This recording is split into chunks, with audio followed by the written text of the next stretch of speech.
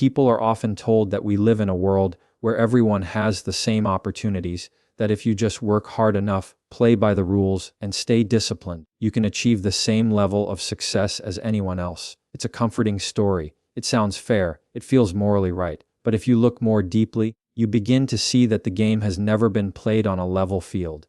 The very system you're told to trust has been designed, deliberately or not, to funnel your effort, your time, and even your hope upwards, into the hands of those who already hold power. The wealthy thrive not only because of their own intelligence, effort, or risk-taking, but because the collective belief in this myth of fairness keeps everyone else running harder, chasing a prize that only a select few will ever touch. It's like being told you're in a race where the fastest wins, but what they don't tell you is that some people started miles ahead, some had cars waiting for them at the starting line, and some were even carried by the crowd. Meanwhile, you're congratulated for running harder, applauded for your determination, but the finish line keeps moving farther away, and every drop of sweat you leave on that track doesn't just vanish, it becomes fuel. It powers the system itself, it strengthens the very people you're trying to catch. The narrative of equal opportunity is not entirely false. There are remarkable examples of people who rise from nothing, who break through barriers, who defy all odds. But here's the uncomfortable truth: those stories are exceptional precisely because they are rare, and the rarity is not just a matter of chance.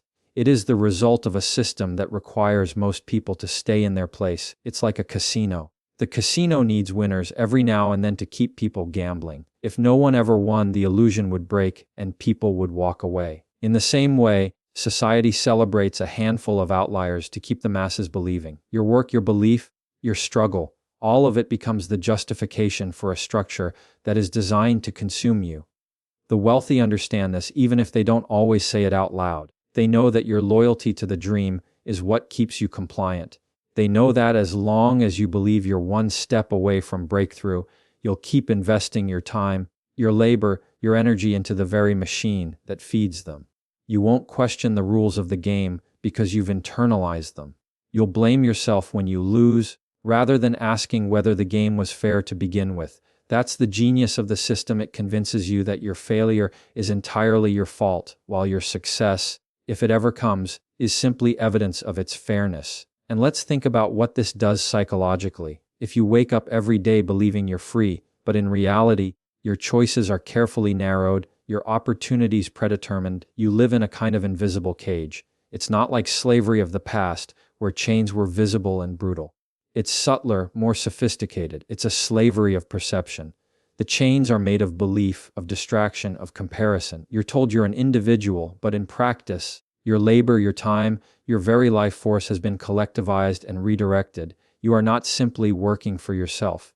You are working for the machine, and the machine works for them. Now, I'm not saying this to ignite resentment or hatred of wealth. That would be too simple, and it misses the deeper point. Wealth in itself is not evil. Success is not corrupt. But what matters is whether you recognize the structure you're in. If you blindly accept the myth, you become fuel without realizing it. You burn yourself out chasing a finish line that recedes with every step. But if you can see through the illusion, if you can look at the track and recognize how it's been drawn, then you gain something infinitely more valuable: clarity. And with clarity comes freedom. The first step in reclaiming your agency is to stop confusing the story with the reality. The story says, just work harder and you'll make it. The reality is that effort without awareness simply strengthens the system that exploits you.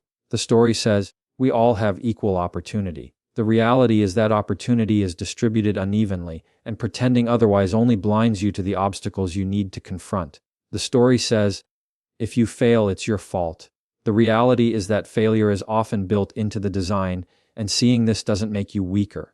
It makes you wiser. Once you recognize the illusion, you can start asking different questions. Instead of asking, how do I win this game? You can ask, why am I playing this game in the first place? Instead of thinking, how do I catch up to the wealthy? You begin to wonder, how do I stop feeding them my energy? That shift in perspective is revolutionary. It's the difference between being a pawn on the board and seeing the board itself. So understand this: the wealthy do use you as fuel, not necessarily through cruelty, but through structure, through narrative, through a system that thrives on your unquestioning participation. And the only way to break free is not to run harder in the same direction, but to open your eyes, to see the game for what it is, and to reclaim the right to define your own race. The powerful closing thought here is simple: if you remain blind, you will remain fuel. But if you choose to see, you may finally stop burning for their empire and begin building something of your own. If you pay attention to how the modern world operates, you'll notice that distraction has become one of the most profitable industries in history. The wealthiest individuals and corporations no longer just sell you products. They sell you cycles of attention. They don't simply manufacture things, they manufacture desire, restlessness, dependency. And this is no accident, it's deliberate. The system thrives on the fact that the more distracted you are, the easier it is to control where your energy goes. And make no mistake, your attention is energy. It's the raw material of your life. It is, in a very real sense, your soul's fuel. Think about how much of your day is consumed not by purposeful action, but by endless scrolling, constant notifications, entertainment that leaves you numb, and comparisons that leave you dissatisfied. This is not harmless background noise. This is an economy of distraction, carefully constructed to keep you compliant, exhausted, and endlessly searching for the next fix. The wealthy understand that a focused individual is dangerous because focus builds competence, and competence builds independence. But a distracted individual is harmless. They never have enough clarity to step off the treadmill. Dependency follows distraction. Once you are caught in these cycles, you begin to feel like you can't live without them. The wealthy don't need to enslave you by force. They only need to make you feel that you would collapse without their systems. You wake up reaching for your phone not because you consciously choose to, but because the architecture of your day has been engineered that way. You rely on algorithms to tell you what to watch, what to buy, even what to think. This is how dependency is cultivated, not by overt commands, but by subtle habits that you slowly internalize until they feel natural. What's even more dangerous is how these distractions don't just waste time, they rewire the very structure of your mind. Every interruption fractures your attention. Every dopamine spike from a meaningless notification lowers your threshold for patience. The ability to think deeply, to sit in silence, to wrestle with a hard problem. These are the capacities that build real power, and yet these are precisely the capacities being eroded. You become, in essence, addicted to shallow stimulation, and an addicted mind is not a free mind. Now, here's the irony: you are told that all of this is for your benefit, that the flood of content, entertainment, and convenience is making your life better. You are told you're more connected than ever, more informed than ever, more empowered than ever.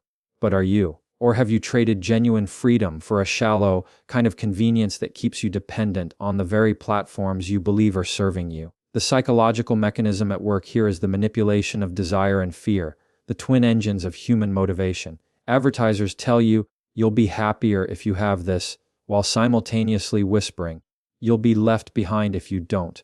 That double pull keeps you locked in a cycle you can't easily break.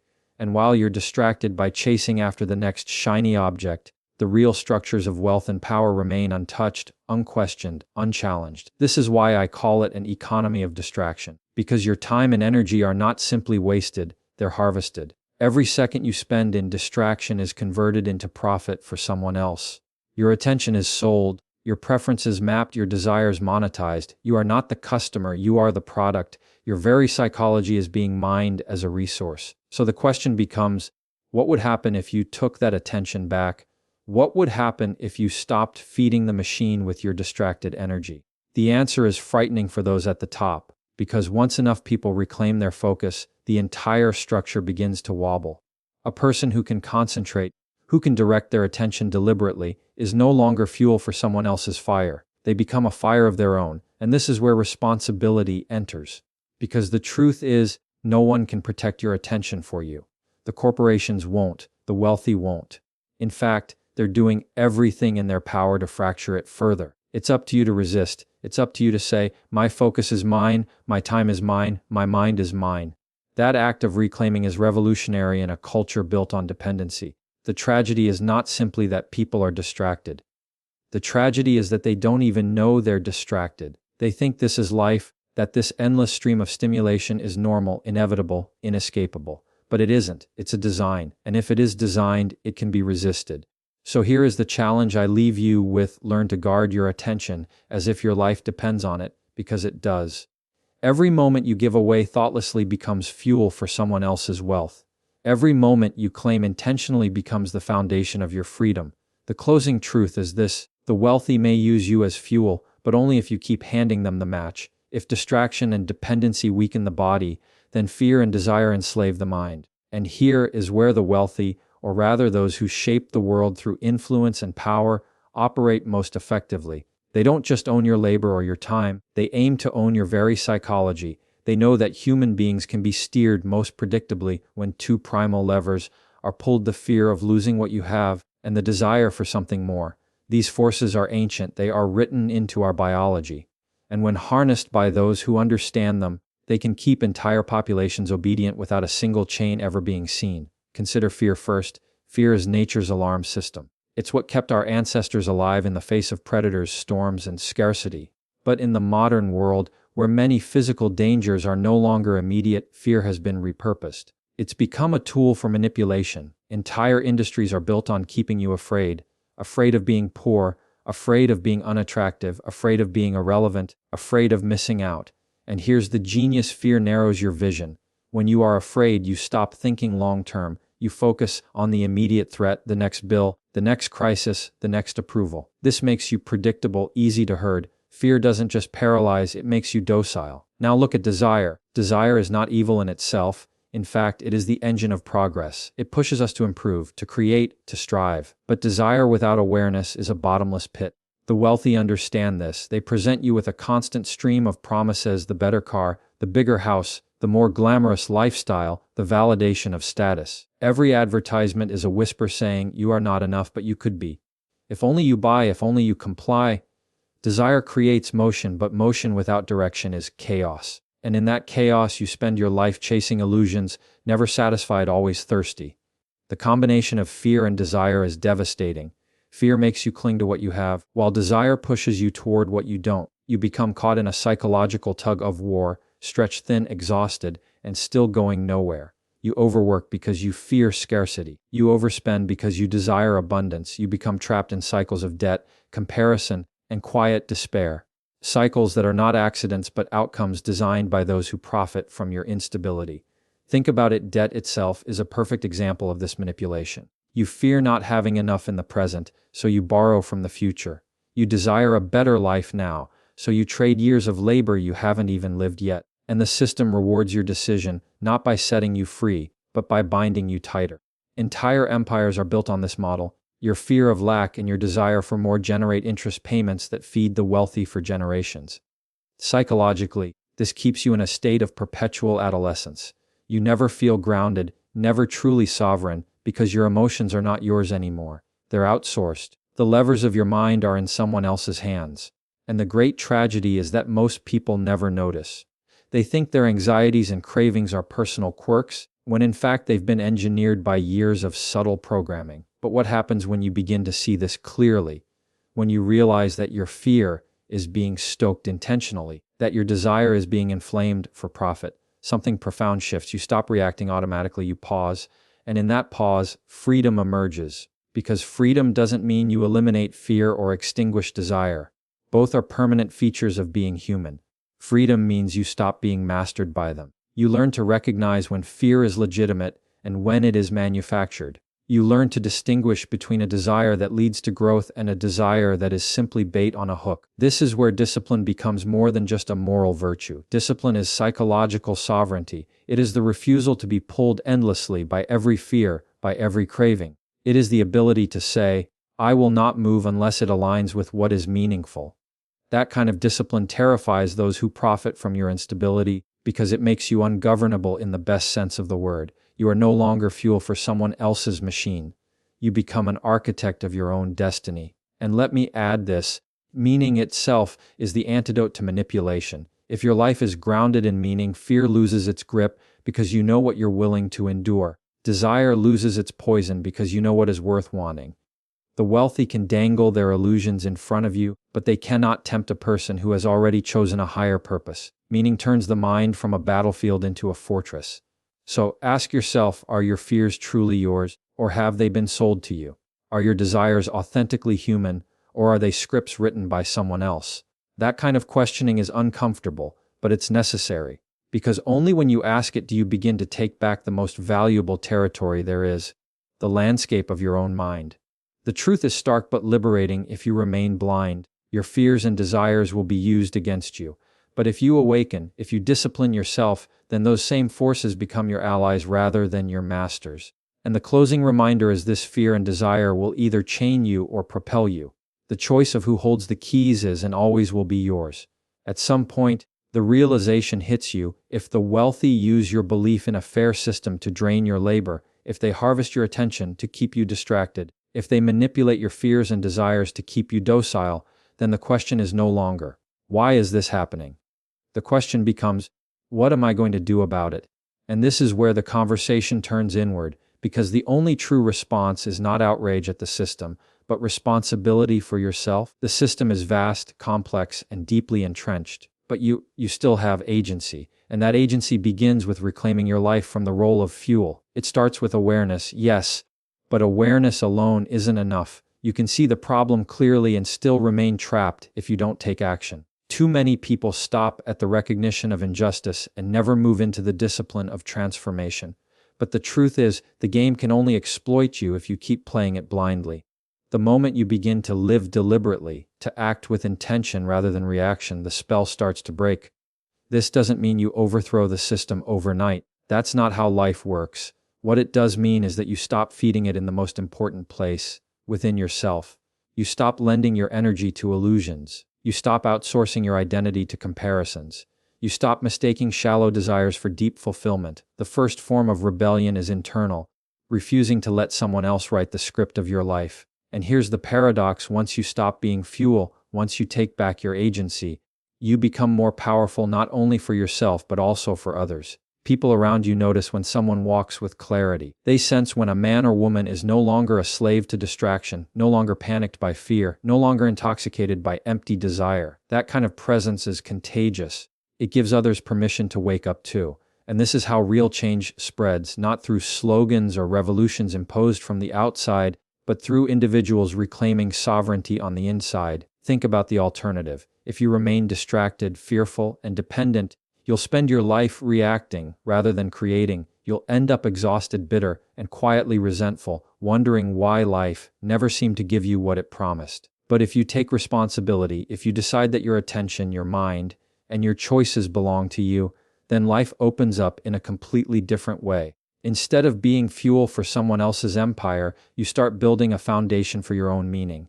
And this is the crucial point: meaning is what rescues you from being consumed. If you anchor yourself in meaning, the distractions lose their shine, fear loses its teeth, desire loses its frenzy. Meaning gives you a direction that is immune to manipulation. You're no longer trying to keep up with someone else's finish line because you've set your own. And when you move toward meaning, every sacrifice feels worthwhile because it is aligned with something real. This is not easy. It demands discipline, responsibility, and courage. It means confronting uncomfortable truths about your own complicity in the system, because the truth is, many people would rather remain fuel than take responsibility for their own fire. Fuel at least has the comfort of familiarity. Fire demands the burden of creation. But here's the hard fact: there is no fulfillment without responsibility. There is no freedom without discipline. And there is no true wealth without meaning. So the challenge before you is stark: remain as you are, endlessly feeding systems that see you as nothing more than a resource, or wake up, reclaim your agency, and build a life grounded in sovereignty and purpose. The wealthy may have the power to shape the rules of the game, but they do not have the power to own your soul, unless you give it to them. And that's the decision that confronts you right now, in this very moment.